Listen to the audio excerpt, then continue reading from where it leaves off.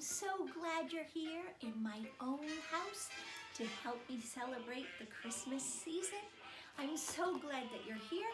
I've decided to film this book talk with Mrs. Baker in front of my Christmas tree in my living room where I celebrate Christmas. Now, there are so many things that make me sad about not being able to celebrate with each other in person, but we're going to take this opportunity for you to see my own family Christmas tree. Isn't it beautiful? It's decorated with so many ornaments that my children made or bought over the years. And you see the little Norwegian flags? That's to recognize my husband and my children's Norwegian heritage. Isn't that beautiful? I'm so glad.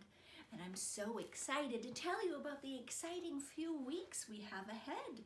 Today we're going to read a wonderful book called The Snowy Race about a little child who gets to participate during a snowstorm, one like we just had this last weekend. Did you lose power? We didn't lose power down here in the center, but I know many houses in Canterbury did. And this is a wonderful story about a little child who helps their dad with snowy chores. Now next week, I have something very special planned, and hopefully you're participating with the Storytime to Go kits. If you haven't received a Storytime to Go kit yet, you should. You should have your mom or dad or caregiver contact the library, email me, call me, text me, drop by the library to let me know that you'd like one. This week, 57 kits went out. And in each kit, there are 8 to 10 books, multiple crafts, story pages, coloring pages, activities to do, and they're awful fun. And next week, we have something very special planned. I want you to get into your pajamas, and I want you to make the cocoa that I'm going to put in your Storytime to Go kits, and make a nice big cup of cocoa and sit with me in front of the fire as I read one of your favorite Christmas stories. The week after that, we'll be celebrating the winter solstice with a very special book and a very, very fun craft that lights up, and you can put that on your tree. Well, I'm excited about the time we spend, and I hope that you're well. I miss seeing you in person, but I'm so glad we have this time together. So without further ado, I'd love to read for you The Snowy Race by April Jones Prince. This book reminds me of my time plowing with my father right here in Canterbury. So let's get started. Let's take a deep breath in through our nose. Hold it, let it out. Let's do that again. In through our nose, out through our mouth. Are you ready to listen? Because I'm ready to read The Snowy Race by April Jones Prince, illustrated by Christine Davenier. This is a brand new book this season. You can request any one of these titles and we'll have curbside delivery. Snowy Race by April Jones Prince. It's a brand new book, so the pages are sticky. Today's the date. She's on her way, and I can see by the calendar it says December 10th. That's this week. Flurry, flurry, hurry, hurry. Growing flakes, quick hot cakes. What is she doing in that page? Is she eating breakfast? I think she is. It seems like she's in an awful hurry. Whirl of snow, and off we go. Oh, look at that, boys and girls. I finally get to help. Look at that plow truck. It has a sander bed on it, doesn't it? Oh, that's a beautiful truck. Snowflakes start to tumble down. Snowplow starts to head for town.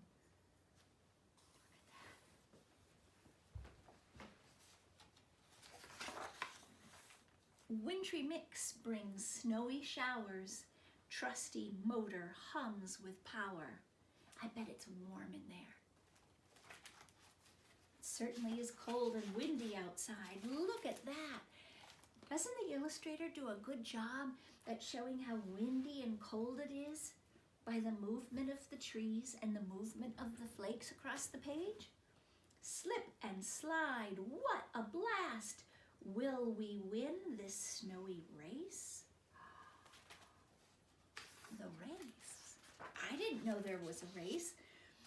Frosty crystals chase and spin, snowplow shifts and tunnels in. There's a lot of snow.